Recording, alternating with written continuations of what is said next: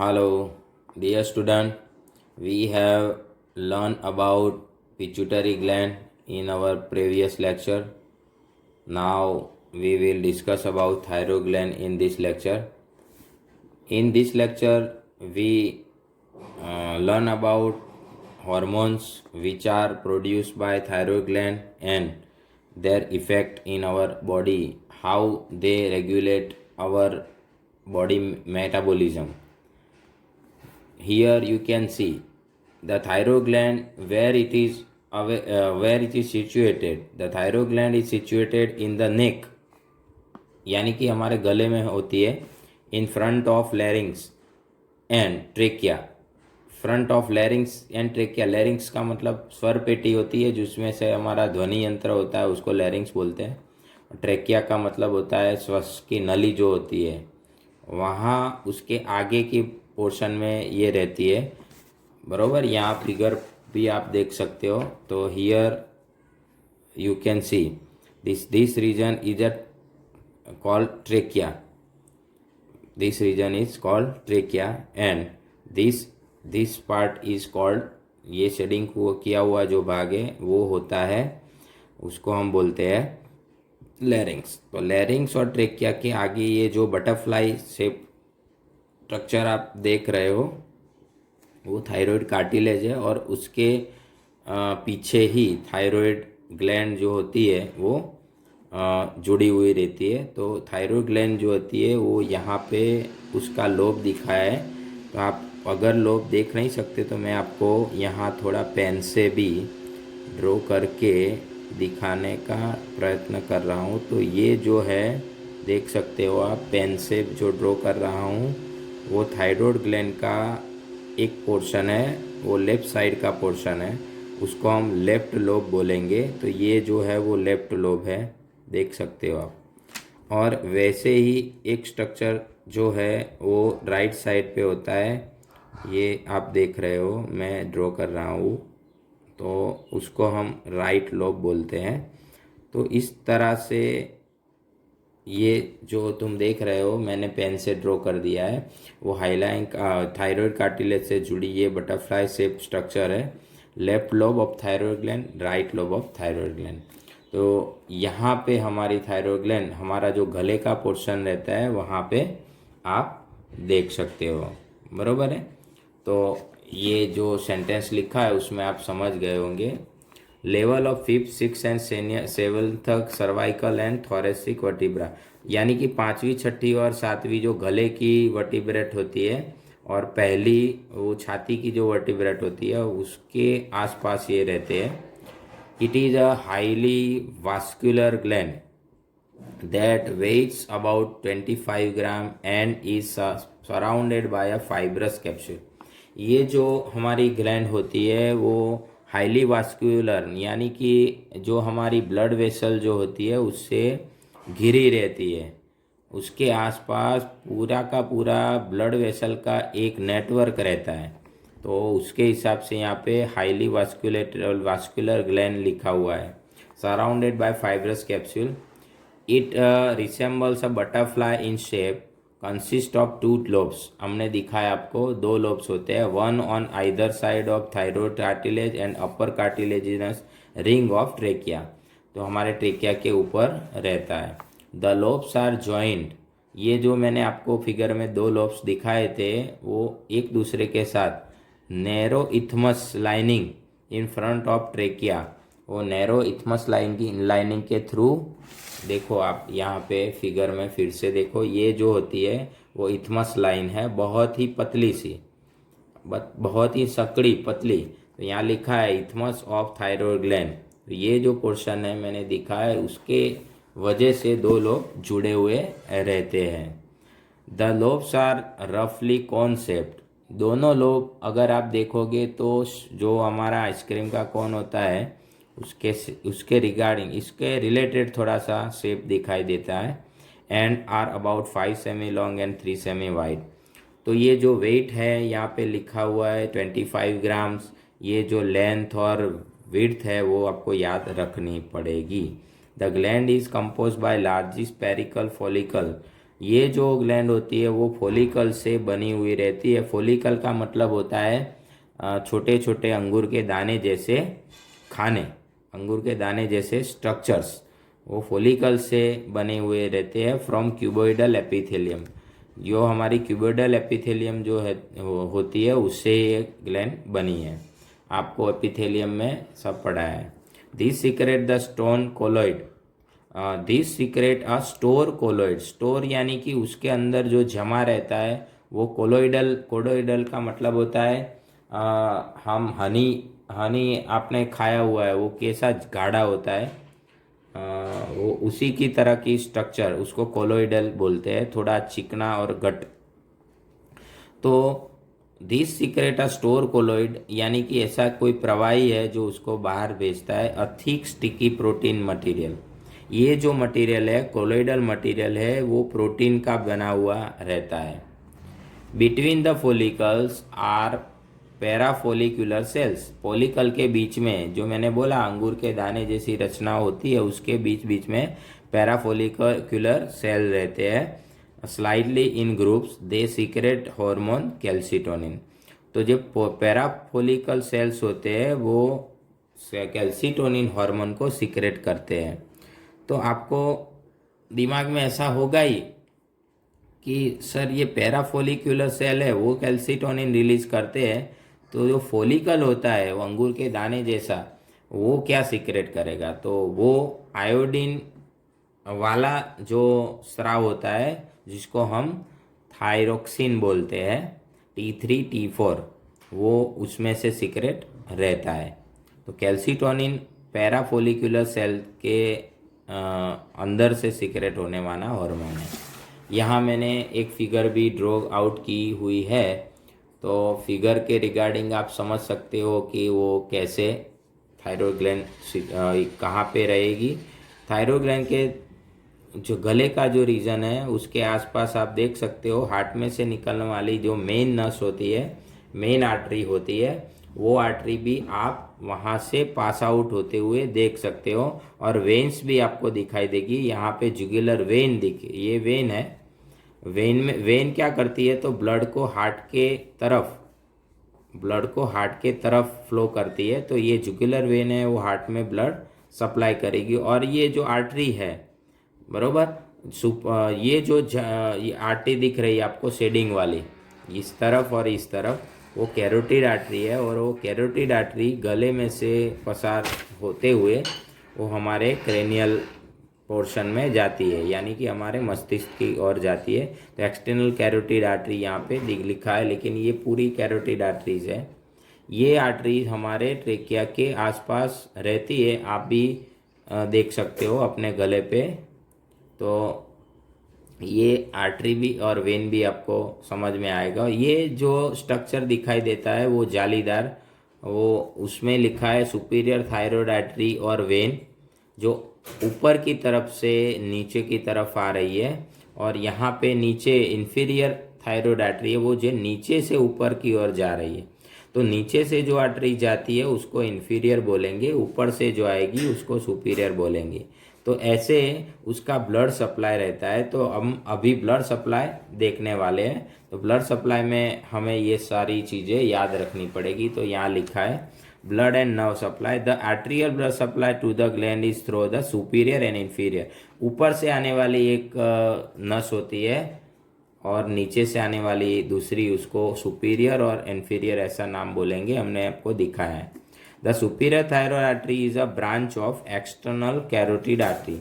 जो ऊपर वाली जो ये नस होती है देख सकते हो, ऊपर वाली नस जो नीचे उसको ब्लड सप्लाई करेगी वो कहाँ से आ रही है, तो आप देख सकते हो ये जो एक्सटर्नल कैरोटिड आर्टरी है वहाँ से वो ब्लड सप्लाई करेगी, बरोबर। एंड द इंफीरियर, और नीचे वाली जो है देख सकते हो आप, ये इंफीरियर आर्टरी है, वो लेफ्ट सबक्लेवियन आर्टरी में से निकलती है। देख सकते हो यहाँ से ब्लड ऐसे ऐसे आएगा, बरोबर। Left subclavian and right subclavian दोनों में से ऐसे आर्टरीज, इंफीरियर थायरॉयड आर्टरी यहाँ पे भी है, ये भी इंफीरियर थायरॉयड आर्टरीज ही है। देख सकते हो मेरी पेन घूम रही है वहाँ पे। तो ऐसे लेफ्ट और राइट सबक्लेवियन आर्टरी में से इन्फीरियर आर्टरी सप्लाई दे रही है, तो यहाँ पे ऐसे ही लिखा है thyroid artery is a branch of subclavian artery. तो जो नीचे से आ रही है वो सबक्लेवियन ब्रांच में से आ रही है, वो भी हार्ट का एओर्टा जो होता है उसमें से निकलता हुआ बड़ा सा वेन, सॉरी बड़ी सी आर्टरी होती है। The Venus return is by thyroid veins which drain into internal jugular veins. तो हमने आपको दिखाया है, फिर से देख लीजिए। ये जो है मैंने एक तरफ ही ड्रॉ किया हुआ है, दूसरे तरफ नहीं है, लेकिन ऐसा ही पोर्शन यहाँ पे भी रहेगा। ये जो है जुगुलर वेन्स है, जो जुगुलर वेन है उसमें ब्लड जो है सारा वो वेन के थ्रू, ये देख रहे हो ये वेन है बराबर, यहाँ लिखा है मिडल थायराइड वेन। तो ये वेन यहाँ पे ब्लड लाएगी, ये जो है ये भी जुगुलर वेन में ही जाएगा ब्लड। यानी कि जो ब्लड सर्कुलेशन है हार्ट की तरफ वो वेन के थ्रू जाएगा, वो वेन जो है वो जुगुलर वेन के साथ जुड़ेगी। द रिकरेंट लैरिंगियल नर्व्स, अभी नर्व्स की बात कर रहे हैं हम, तो नर्व्स कैसे पास होगी। The recurrent laryngeal nerves pass upward close to lobes of the gland and lie near the inferior thyroid artery, especially on the right side। ये जो नर्व सप्लाई है वो राइट साइड से रहता है, ऐसे याद रखना है। इन्फीरियर थायराइड आर्टरी जहाँ से अंदर जा रही है उसी के पास से राइट साइड से ये नर्व सप्लाई अंदर रहता है। अभी हम उसके हार्मोन पढ़ने वाले हैं, बहुत ही अच्छा और इम्पोर्टेंट है, ये याद रखना है आपको बरोबर। थायराइड ग्लैंड के हार्मोन जो होते हैं उसको हम T4 T3 ऐसे नाम दे रहे हैं। T4 को हम थायरोक्सिन बोलेंगे और T3 को हम ट्राई आयोडोथायरोनिन बोलेंगे। These both are mainly made up from protein with the help of iodine। ये जो होते हैं वो आयोडीन से बने हुए रहते हैं। तो iodine is essential for the formation, ये आपको बहुत याद रखना है। ये ऐसे तो तुमको याद ही होगा। Iodine is essential for the formation of thyroid hormone thyroxine T4 and triiodothyronine. So numbered as these molecule contain 4 and 3 atoms of iodine respectively। तो ये T3 जो होता है उसमें 3 आयोडीन का एटम्स रहता है और T4 जो होता है उसमें 4 आयोडीन का एटम्स रहता है, उसके हिसाब से उसको नाम दिए गए हैं। The main dietary source of iodine are sea food. तो आपको ये भी पता चलना होगा, पता रहना होगा आयोडीन कहाँ से मिलेगा, आपने न्यूट्रिशन चैप्टर में पढ़ा भी है। तो the main dietary source of iodine are sea food, vegetable grown in iodine rich soil and iodinated table salt, यानी कि नमक जो होता है उसमें भी रहता है। The thyroid gland selectively take iodine from the blood, a process called iodine trapping. ये जो थायराइड ग्लैंड हमारी रहती है उसमें जो ब्लड फ्लो करेगा वो ब्लड में से आयोडीन को अपने आप खींच लेगा। वो उसका मेन फंक्शन ही ऐसा है कि ब्लड में से आयोडीन को ट्रैपिंग करना, यानी कि खींच लेना। Thyroid hormone are synthesize as large precursor molecules, precursor molecule called thyroglobulin. Thyroglobulin क्या होता है, तो एक तरह का प्रोटीन होता है, वो कोलोइडल प्रोटीन है, उसके साथ आयोडीन मिक्सअप हो जाता है और उसकी वजह से T3 T4 सिंथेसाइज होते हैं। यानी कि थायराइड हार्मोन डायरेक्टली नहीं बनते, ये जो है थायरोग्लोब्यूलिन उसके साथ आयोडीन मिक्स होगा। The major constituent of the colloid, यानी कि जो स्राव रहता है उसका प्रोटीन है, उससे साथ आयोडीन मिलके ये बनता है। The release of T3 and T4 into blood is stimulated by thyroid stimulating. ये दोनों हार्मोन जो है वो प्रोडक्शन भले ही थायराइड में से होते हो, लेकिन उसका रेगुलेशन जो होता है वो TSH के हिसाब से होता है। TSH जो है वो पिट्यूटरी ग्लैंड में से निकलने वाला एक रेगुलेटरी हार्मोन है। अपने अपने पिछले लेक्चर में भी सीखा है बरोबर। Anterior lobe of pituitary gland secretes TSH, and when the TSH secrete the T3 and T4 both hormone are released by the thyroid gland। Secretion of TSH is stimulated by thyrotropin releasing hormone। TSH का जो stimulation रहता है वो भी R H यानी कि TSH-RH, ये भी लिख सकते हो, उसके हाथ में होता है। वो TRH जो होता है वो हाइपोथैलेमस में से प्रोड्यूस होता है। यानी कि हमारा जो ब्रेन है उसमें जो हाइपोथैलेमस है वो पहला सिग्नल देगा TRH का, दूसरा सिग्नल TSH देगा, तभी जाके T3 T4 सीक्रेट हो सकते हैं, रिलीज हो सकते हैं। बरोबर। बाय एक्सपोजर टू कोल्ड, ये कब होगा, ये TRH प्रोड्यूस कब होगा, तो जब हम बहुत ज़्यादा ठंड में रहते हैं, क्योंकि ठंड के वक्त हमारा मेटाबॉलिज्म फास्ट रहना चाहिए। एक्सरसाइज के दौरान भी हमारा मेटाबॉलिज्म फास्ट रहता है, और स्ट्रेस की वजह से भी मेटाबॉलिज्म फास्ट रहता है। तो जब भी हमें हमारा बॉडी में मेटाबॉलिज्म फास्ट करना होता है तो ये TRH जो है वो प्रोड्यूस होने लगेगा ब्रेन में से। TRH प्रोड्यूस होगा तो TSH रिलीज होगा पिट्यूटरी ग्लैंड में से। TSH अगर रिलीज होगा तो थायराइड में से T3 T4 भी रिलीज होने लगेगा, और they increase our metabolic rate. तो यहाँ पे लिखा है TRH यानी कि हाइपोथैलेमस में से जो निकलता है TRH, stimulated by exposure to cold, exercise, stress, malnutrition, low plasma glucose level and sleep. ये सारे रीज़न है जब हमारे बॉडी में TRH बढ़ने लगता है। TSH secretion depends on the plasma level of T3 T4 because it is the hormones। ये जो है T3 एंड T4 बरोबर, वो हमारे ब्लड में रहने वाले हार्मोन है। वो हमारे ब्लड में अमुक यानी कि थोड़ी जो उसकी मिनिमम लेवल होता है, मिनिमम मात्रा होती है, वो मात्रा ब्लड में रहनी चाहिए। बट अगर वो मात्रा कम या ज़्यादा रहेगी तो TSH का सिक्रेशन उससे प्रभावित होने लगेगा। यानी कि ब्लड में T3 T4 की जो मिनिमम लेवल होते हैं वो अगर नहीं होगा तो TSH प्रोड्यूस होने लगता है। तो ये जो है वो ब्लड सप्लाई के थ्रू और नर्व सप्लाई के थ्रू होने वाला मैकेनिज्म है। तो यहाँ पे ऐसे ही समझाया हुआ है, TSH secretion depends on plasma level of T3 T4 because it is the hormone that control the sensitivity of the anterior pituitary of TRH through the negative feedback mechanism. ये जो काम होता है वो नेगेटिव फीडबैक मैकेनिज्म के हिसाब से होता है। Increasing level of T3 and T4, यानी कि हमारे ब्लड में T3 T4 ज़्यादा होगा तो TSH का सिक्रेशन बंद हो जाएगा। इसे याद रखना है कि increase level of T3 T4 in our blood decrease TSH secretion as vice versa. यानी कि जैसे ही हमारा T3 T4 लेवल बढ़ेगा TSH का सिक्रेशन स्टॉप हो जाएगा, और TSH का सिक्रेशन स्टॉप होगा यानी कि स्विच बंद हो गई।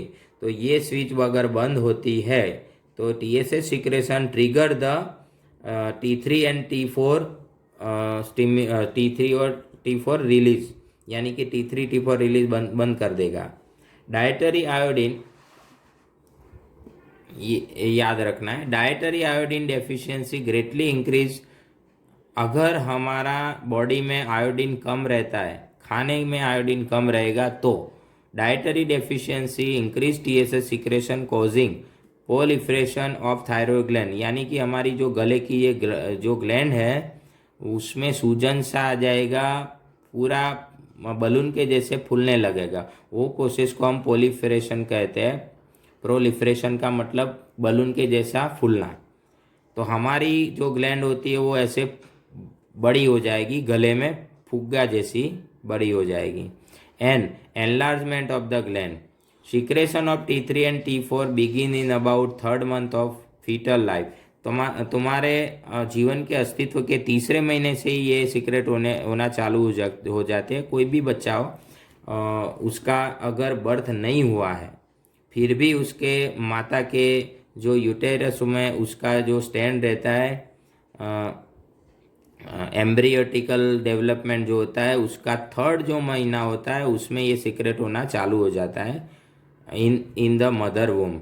एंड इंक्रीज एट प्यूबर्टी, और ये लेवल प्यूबर्टी के टाइम पे और ज़्यादा बढ़ जाता है इन women during the reproductive years especially during pregnancy. Pregnancy के समय पे भी ये लेवल थोड़े बढ़ सकते हैं, जो कि मेटाबॉलिज्म को बढ़ाने के लिए ज़रूरी है, जिसके हिसाब से चाइल्ड का जो ग्रोथ होता है वो फास्ट रहता है, या प्यूबर्टी के टाइम पे कोई भी आदमी या औरत है उसका जो बॉडी ग्रोथ है वो भी ज़्यादा होना चाहिए, तो उसके लिए ये सिक्रेशन बढ़ सकता है। Otherwise it remains Fairlie constant through out the life.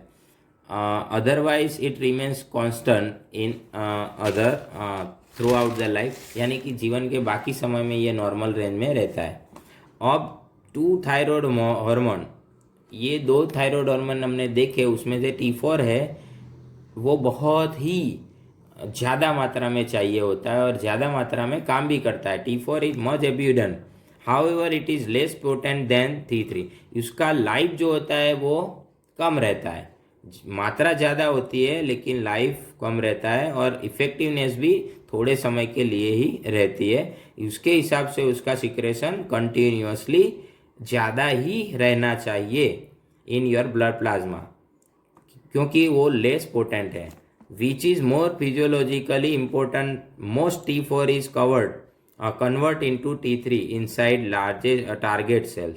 ये जो T4 थायरोक्सिन जो हमारा होता है वो टारगेट सेल में जाके T3 में कन्वर्ट ही हो जाता है, और हमारे टारगेट सेल में वो T3 के फॉर्म में ही ज़्यादातर असरकारक रहता है।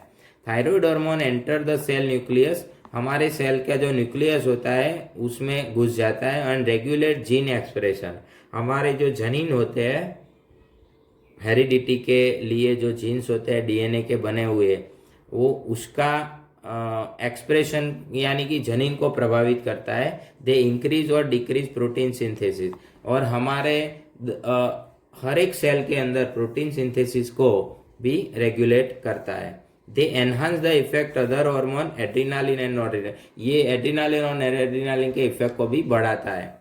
T3 and T4 effect more cell of the body by increasing the metabolic rate, मैंने आपको पहले ही बोला है कि उसका मेटाबॉलिक रेट जो होता है बॉडी का वो ज़्यादा करेगा, और हार्ट प्रोडक्शन और हीट प्रोडक्शन को भी बढ़ाएगा, यानी कि शरीर में गर्मी भी ज़्यादा प्रोड्यूस करेगा during the cold. Regarding the this is the regarding during the cold.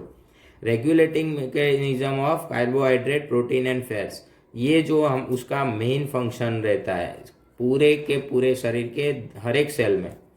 T3 and T4 are essential for normal growth and development, ये दोनों हमारे ग्रोथ डेवलपमेंट में बहुत ज़्यादा असरकारक और प्रभावी रहते हैं। Specially of skeletal and nervous system को डेवलप करने में बहुत ज़्यादा हेल्प करते हैं। Most other organ and system are also influenced by thyroid hormone, ये जो हार्मोन है वो हमारे सभी ऑर्गन को डेवलप होने में असरकारक सहायक रहते हैं। Physiological effect of T3 and T4 on heart, skeletal muscle, skin, digestive and reproductive system are more evident than when there is underactivity or overactivity of thyroid gland and can be profound in childhood। बचपन के दौरान उसका ज़्यादा या कम अगर काम रहेगा thyroid gland का, तो उसका प्रभाव हमें फिजियोलॉजिकल इफेक्ट के द्वारा बॉडी में दिखाई देगा। ये जो है फीडबैक, नेगेटिव फीडबैक मैकेनिज्म का जो चार्ट है वो मैं आपको समझाने जा रहा हूँ, आप पूरे तरह से ध्यान से पढ़िए। During exercise, stress, malnutrition, low blood glucose और स्लीप, और ड्यूरिंग द कोल्ड सीजन, ये जो सारी पोजीशन है, ये जो सिचुएशन है, उसमें हमको हाइपोथैलेमस को क्या करना है, मैसेज देना ही पड़ेगा। तो यहाँ पे प्लस लिखा है, इसका मतलब होगा कि ये सारे सिचुएशन हाइपोथैलेमस को एक सेंस यानी कि एक स्टिम्युलेशन पास करेंगे। स्टिम्युलेशन हाइपोथैलेमस में जाएगा तो हाइपोथैलेमस क्या करेगा, तो TRH प्रोड्यूस करेगा, थायरोट्रोपिन रिलीजिंग हार्मोन। ये hormone anterior lobe of pituitary gland पे असर करेगा, और anterior lobe of pituitary gland पे जाके TSH, ये पिट्यूटरी ग्लैंड है, याद रखना, हाइपोथैलेमस का हार्मोन पिट्यूटरी पे जाएगा, पिट्यूटरी का हार्मोन TSH रिलीज होगा, वो थायराइड ग्लैंड पे जाएगा। तो यहाँ पे आप देख सकते हो मैकेनिज्म में क्या है, पहले हाइपोथैलेमस को संदेशा मिला है, उसमें से TRH रिलीज हुआ, वो पिट्यूटरी ग्लैंड के एंटीरियर लोब पे गया, और एंटीरियर लोब में से TSH सीक्रेट हुआ। ये TSH हमारे ब्लड स्ट्रीम में जाएगा और थायराइड ग्लैंड को स्टिम्युलेट करेगा, और थायराइड ग्लैंड में से T3 T4 ये दो जो हार्मोन है वो रिलीज होना शुरू हो जाएंगे। Red blood glucose raise blood level of T3 and T4। हमारे ब्लड में पूरी तरह से ये ब्लड स्ट्रीम में T3 T4 का लेवल अगर बढ़ेगा, हद से ज़्यादा बढ़ेगा, उसका जो एक रिमार्केबल हद होता है, वो हद से अगर ज़्यादा बढ़ेंगे तो क्या होगा, तो वो नेगेटिव फीडबैक देगा कि ब्लड में ज़्यादा हो गया है तो इनहिबिशन करो। इनहिबिशन के दौरान ये माइनस लिखा हुआ है, यानी कि हाइपोथैलेमस में सिग्नल जो आते थे वो बंद हो जाएंगे, यानी कि ये सारी की सारी प्रोसेस बंद हो जाएगी। ब्लड लेवल में T3 T4 इंक्रीज होने के कारण इनहिबिशन होगा। समझ में आ गया? ओके। और अभी आगे देखिए T3 T4 का क्या वर्क है। तो सेल्यूलर अपटेक, यानी कि कोश हर एक कोश में जाएगा, वहाँ मेटाबॉलिक रेट बढ़ाएगा। और मोस्ट बॉडी सेल में ये यही काम करते हैं दोनों। लोअर्ड ब्लड लेवल, अगर ये सेल्यूलर अपटेक के कारण ब्लड में कम हो जाता है, सेल्यूलर अपटेक के कारण सेल हमारे ब्लड में कम हो जाता है, तो फिर से स्टिम्युलेशन जो है वो हाइपोथैलेमस को मिल जाएगा और हाइपोथैलेमस उसका प्रोडक्शन शुरू करेगा। तो जैसे ही T3 T4 का लेवल कम होता है तो स्टिम्युलेशन के थ्रू उसका लेवल बढ़ जाता है। T3 T4 का लेवल अगर बढ़ जाता है तो इनहिबिशन के द्वारा उसका लेवल कम हो जाता है। तो ये चार्ट आपको याद रखना होगा। This is the negative feedback mechanism of secretion of thyroxine and diiodothyronine. ये दो हार्मोन हमने क्लियर किए हैं। अभी हमने आपको उसकी स्ट्रक्चर में भी बात बोली थी। वो स्ट्रक्चर में हमने क्या बोला था कि जो प्रोफोलिकुलर सेल्स है, पैराफोलिकुलर सेल, ये देखो पैराफोलिकुलर सेल्स, तो उसमें से एक और हार्मोन रिलीज होता है, उसका नाम है calcitonin. This is also a main hormone in our body. This hormone is secreted by parafollicular or C cell in the thyroid gland. Calcitonin lowers blood calcium, यानी कि हमारा ब्लड का जो कैल्शियम लेवल होता है उसको कम करने में सहायक होता है। It does this by acting on, ये कैसे काम करेगा, हमारा ब्लड में कैल्शियम कम कैसे करेगा, तो ये ऐसे करता है। देखो यहाँ लिखा है bone cells promoting their storage of calcium. हमारा जो बोन फॉर्मेशन रहता है, हमने आपको पढ़ाया हुआ है कि हड्डियाँ कैसे बनती है। तो बोन सेल के जो ब्लास्ट होते हैं, ऑस्टियोब्लास्ट हमने आपको पढ़ा है, तो उसका वर्क ज़्यादा कर देगा ये, और उसके हिसाब से जो हमारे खून जो होता है उसमें से कैल्शियम बोन में चला जाता है, यानी कि हमारे हड्डियाँ बहुत मजबूत होने लगती है during the growth period in the childhood. ये काम बहुत अच्छी तरह होता है। किडनी ट्यूब्यूल्स में भी ये कैल्शियम को एब्सॉर्ब करेगा, inhibiting the reabsorption of calcium, यानी कि किडनी के अंदर भी इसका मात्रा जो होता है ब्लड के अंदर से यूरिन में चला जाएगा। हमारे खून में से कैल्शियम बाहर निकालने के लिए भी ये कैल्सिटोनिन यहाँ पे किडनी ट्यूब्यूल्स पे भी इफेक्ट कर रहा है। उसकी वजह से अगर आपके बॉडी में कैल्सिटोनिन ज़्यादा हो रहा है तो उसकी वजह से आपको किडनी स्टोन की समस्या भी रह सकती है। It is action oppose that parathyroid hormone, हम पैराथायरॉयड का हार्मोन भी पढ़ेंगे, उसका जो इफेक्ट होता है उसका एडवर्स यानी कि कॉन्ट्रा इंडिकेटिव इफेक्ट यहाँ पे दिखने मिलेगा आपको। अपोज यानी कि विरोधाभासी। It action oppose that parathyroid hormone secreted by parathyroid gland. हम कल पैराथायरॉयड ग्लैंड पढ़ने वाले हैं, उसके अंदर हम देखेंगे कि वो कैल्शियम के ब्लड कैल्शियम के लेवल को कैसे बढ़ाते हैं। ये घटाता है, वो बढ़ाता है। This hormone is important during childhood when developing bones undergo considerable change in size and shape. तो ये जो हार्मोन है वो चाइल्डहुड के दौरान डेवलपमेंट में बहुत सहायक रहता है, हमारी हड्डियों को बहुत ज़्यादा मजबूत बनाने में सहायक रहता है। तो ऐसे दो हार्मोन हमने आपको पढ़ाए हैं। तो आज के लेक्चर के लिए इतना ही काफ़ी है। In the next lecture we will see about a parathyroid gland and its function and its hormone. Till then everybody, ये जो हमने चला है उसको बहुत अच्छी तरह से लिखिए, पढ़िए और बारी बारी से देखिए। तो हम अगले लेक्चर में मिलेंगे, तब तक के लिए जय हिंद, जय स्वामीनारायण।